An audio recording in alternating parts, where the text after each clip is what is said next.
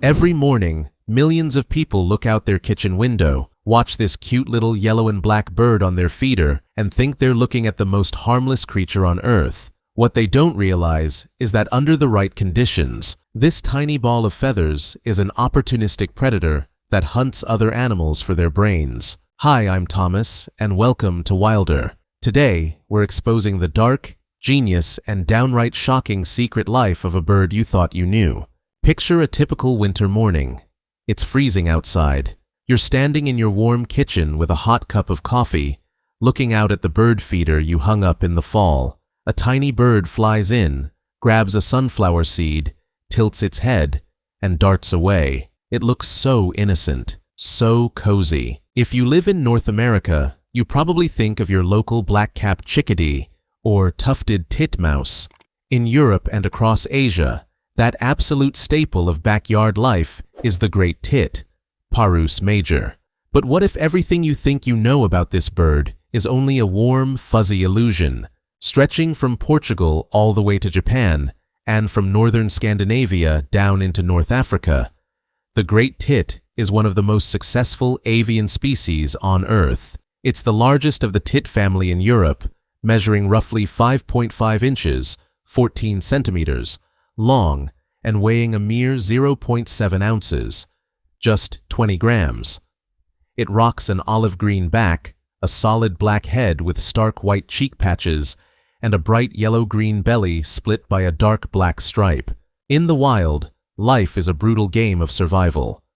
Most chicks don't survive their first year due to cold, disease, and predators, leaving the average lifespan at just 2 to 3 years. Yet, against all odds, their populations thrive. How? Because this 20-gram songbird possesses a dark backup plan for survival. Let's talk about what brought you here. They eat brains. It sounds like a Hollywood horror plot, but this behavior is a scientifically documented cold-blooded survival tactic. In 2009, researchers in Hungary published a landmark study that permanently shattered the innocent image of the great tit. While scientists had heard isolated rumors for years, this study systematically proved that under extreme environmental stress, great tits actively hunt other small animals and breach their skulls to consume their brains. It happens during brutal winters when snow buries seeds and insects disappear. To survive, a bird with an insanely fast metabolism needs dense calories fast. Brain tissue is pure fat and protein. So, great tits do something unthinkable. They enter pitch-black caves where small bats are hibernating. A hibernating bat is utterly defenseless. Its heart rate drops, its body temperature plummets, and its reflexes shut down. The great tit hops up, uses its sharp, powerful beak like a chisel, cracks open the bat's skull, and feeds on the high-calorie brain tissue inside. They've even been documented attacking small birds like goldcrests, the European equivalent of a tiny kinglet. There is no malice or cruelty in this. It isn't a psycho killer. It is a cold, pragmatic survival machine refusing to starve. It is an emergency protocol that separates survivors from statistics. To execute these survival switches, you need extreme intelligence. And the cognitive abilities packed into this bird's pea-sized brain rival animals 10 times its size. First, consider their memory. Like American chickadees, great tits cache food for winter. A single bird can hide hundreds, and related caching species, thousands, of individual seeds across hundreds of acres, remembering the exact spatial coordinates of every single stash. Laboratory experiments prove they don't just remember where they hid food. They remember what they hid and when they hid it. If they stored a perishable item alongside a seed, they will return to eat the perishable item first before it spoils. That is an astonishing level of spatial and temporal memory, and their problem-solving skills are legendary. In 1930s, Britain, milkmen delivered glass milk bottles to doorsteps every morning. Great tits independently figured out how to peck through the heavy foil caps to steal the rich cream sitting at the top. More importantly, this trick spread culturally. Birds watched other birds do it and copied the technique. Modern tests show great tits routinely pull strings to reach hanging food and solve multi-step mechanical puzzles, skills normally reserved for corvids like crows and ravens.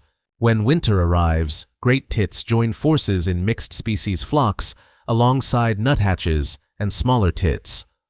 More eyes mean more safety from hawks, but inside these flocks lies a strict, ruthless social hierarchy. Remember that black stripe on the yellow chest? That isn't just decoration, it is a physical badge of military rank. Males with wider, darker, more prominent black stripes hold higher dominance status.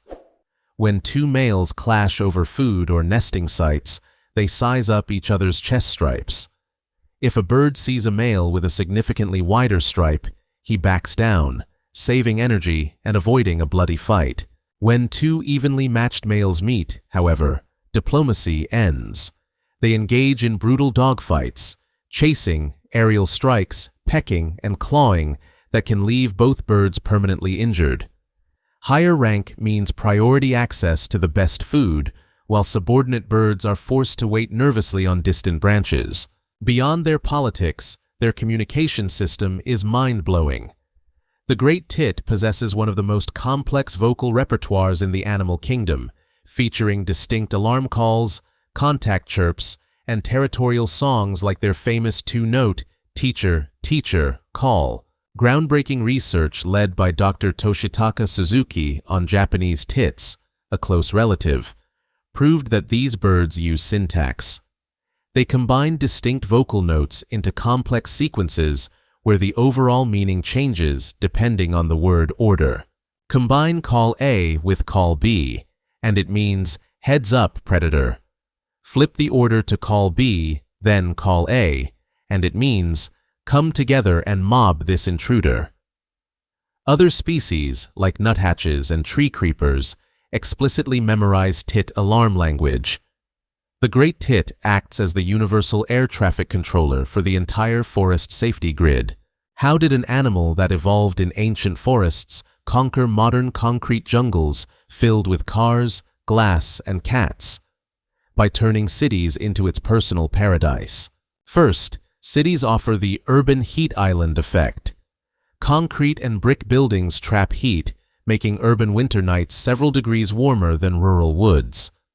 For a tiny bird burning massive calories just to stay alive overnight, those extra degrees are a literal lifesaver. Second, urban great tits have evolved their voices. Human traffic generates low-frequency background noise. If a male forest tit sings in a city, his courtship song gets drowned out. So, urban tits shift their vocal pitch upward, singing at higher frequencies to cut straight over traffic noise. Personality-wise, cities act as a filter. Urban great tits test significantly higher for boldness, curiosity, and aggression than forest populations. They nest anywhere. Nest boxes, gaps under roof tiles, flower pots, empty light fixtures, and even active mailboxes. If you're enjoying this deep dive into nature's secret strategists, hit the subscribe button and click the notification bell right now. By joining the Wilder, you help us create documentaries that reveal the wild side of everyday life. Drop a comment below. What's the craziest thing you've seen a feeder bird do? Now, let's talk about your backyard feeder. Feeding birds is one of the best ways to connect with wildlife, but if done incorrectly, your kindness can turn into a lethal trap. Great tits thrive on unsalted raw sunflower seeds, especially shelled sunflower kernels. Shelling a seed costs energy. Giving them raw kernels grants immediate calories without the physical effort. Raw, unsalted peanuts and high-quality winter sweet are also exceptional. What should you never feed them? Bread. White bread is junk food for birds. It fills their stomach with empty carbohydrates, lacks essential fats and proteins, and causes severe nutritional deficiencies. Heavily salted or seasoned human scrap food can be toxic to their kidneys. The biggest killer, however, is feeder hygiene. Bringing dozens of wild birds into one compact space creates a breeding ground for fatal avian diseases like salmonella, trichomoniasis, and avian pox. You must clean your feeders regularly with a diluted bleach solution, scrape away moldy wet seeds, and keep feeding areas dry. Placement matters too. Position feeders either within 3 feet of windows, so birds leaving don't build up deadly impact speed, or more than 30 feet away. Keep feeders near protective bushes so birds can dive into cover from hawks, but far enough away that a domestic cat can't hide in ambush underneath. Come spring, the great tit pulls off one of the most intense physical feats in nature. A female lays a massive clutch of 8 to 12 eggs, an incredible energy sacrifice considering each egg weighs 1.5 grams. Once the chicks hatch, both parents work relentlessly for 3 weeks, making up to 500 feeding trips to the nest every single day. Their survival relies almost entirely on one food source: soft, protein-rich green caterpillars found on oak trees. Here is where climate change poses a hidden threat. Warmer springs cause oak trees to leaf out earlier, causing caterpillars to hatch sooner. But great tits don't always adjust their egg-laying dates at the same speed. If a timing mismatch occurs, chicks hatch after the caterpillar peak has already passed, leading to high nestling mortality. It shows how even the most adaptable species faces limits when ecological timing gets disrupted. The great tit is the ultimate mirror bird. It shows you exactly as much as you are willing to see. If you glance past it, you see a cute, ordinary backyard bird. But if you truly pay attention, you see a criminal mind, a brilliant memory expert, a tactical communicator, a black belt fighter, and a cold-blooded survivor that adapts to whatever the world throws at it. Wilderness doesn't end at the city limits. True nature isn't trapped in remote rainforests or far-off mountain ranges.